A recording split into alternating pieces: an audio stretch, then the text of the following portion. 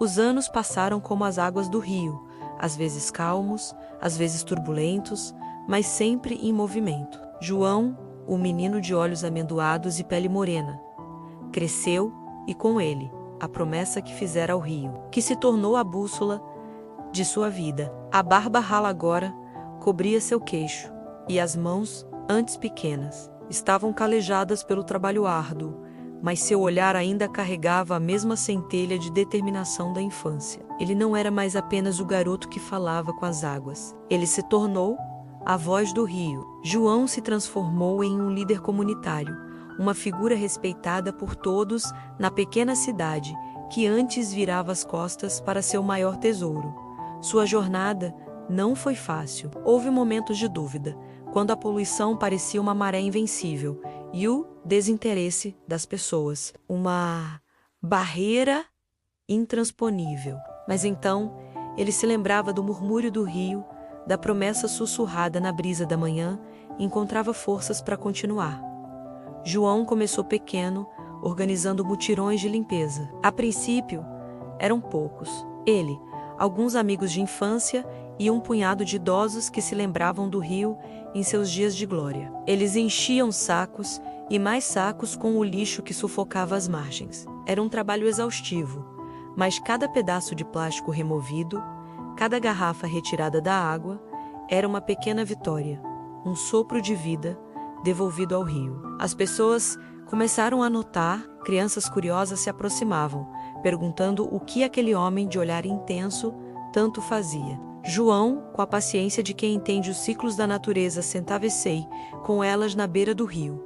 Ele não dava sermões. Ele contava histórias de peixes prateados que dançavam sob a lua, de capivaras que tomavam sol nas margens e de como a água do rio era tão pura que se podia ver o fundo. Ele falava do rio não como um recurso, mas como um ser vivo, um avô sábio que guardava as memórias da cidade. Sua paixão era contagiante. Logo, os mutirões cresceram. As crianças que o ouviam traziam seus pais. Os pais, por sua vez, traziam seus amigos. A comunidade, antes apática, começou a se unir em torno de uma causa comum. João fundou a Associação Amigos do Rio, um movimento que ia muito além da limpeza. Eles começaram a pressionar a prefeitura por saneamento básico e fiscalização das indústrias que despejavam seus dejetos nas águas. Houve resistência, claro. Empresários poderosos o viam como uma ameaça. Políticos o chamavam de sonhador. Mas João tinha algo que eles não tinham: a confiança do povo e a força moral de quem luta por algo maior que si mesmo. Ele organizou debates, levou especialistas para dar palestras nas escolas e criou projetos de educação ambiental. Ele ensinou aos jovens que proteger o rio não era apenas sobre ecologia, mas sobre identidade, sobre preservar a história de suas famílias e garantir um futuro para as próximas gerações. Um dos projetos de maior sucesso foi o Canoeiros do Amanhã. João ensinava os jovens a construir e a remar canoas, da mesma forma que aprendera com seu avô. Enquanto deslizavam pelas águas, ele lhes mostrava as cicatrizes do rio, mas também os sinais de recuperação. Uma garça que voltava a fazer seu ninho, um cardume de pequenos lambaris que reaparecia onde antes só havia lodo. O rio estava voltando à vida, lentamente. Mas para aqueles jovens, João era mais do que um professor. Era um exemplo. Eles viam nele a prova de que uma única pessoa, movida por amor e persistência, poderia fazer a diferença. Meninos e meninas que poderiam ter se perdido em caminhos sem rumo, encontraram um propósito nas margens do rio. Eles se tornaram os novos guardiões, com o mesmo brilho nos olhos que João tinha quando criança. Eles aprenderam a amar e a respeitar o rio, não por obrigação, mas porque o rio agora fazia parte deles.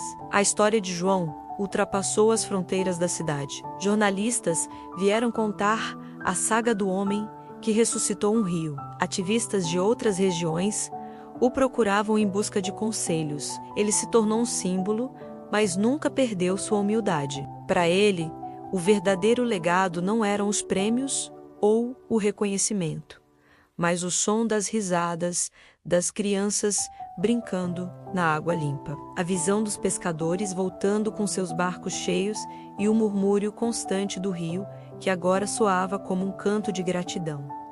Sua história não era apenas sobre salvar a natureza, era sobre salvar vidas. Vidas que encontraram um propósito, uma comunidade que redescobriu sua alma e uma cidade que reaprendeu a viver em harmonia com seu maior bem. Era sobre salvar tradições que estavam se perdendo e memórias que corriam o risco de serem soterradas pelo progresso descuidado. O Guardião das Águas é a história de João, um menino moreno de olhos amendoados que ouviu o chamado do rio e dedicou sua vida a protegê-lo. É uma jornada que nos ensina que, mesmo diante da destruição mais desoladora, a persistência de um coração fiel pode mover montanhas, ou, neste caso, limpar águas. A trajetória de João é a prova viva de que o amor é a força mais poderosa de transformação. Ele não apenas devolveu a vida às águas, mas plantou sementes de esperança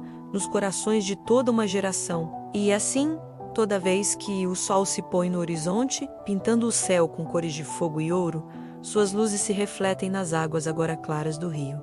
E se você escutar com atenção, talvez consiga ouvir. Não é apenas o som da correnteza, é a melodia da vida que renasceu, o eco da promessa de um menino, a canção de um legado que continuará a fluir para sempre, como o próprio rio. Obrigado por acompanhar essa jornada conosco. Se histórias como a de João te inspiram, não se esqueça de se inscrever no canal e compartilhar este vídeo. Até a próxima!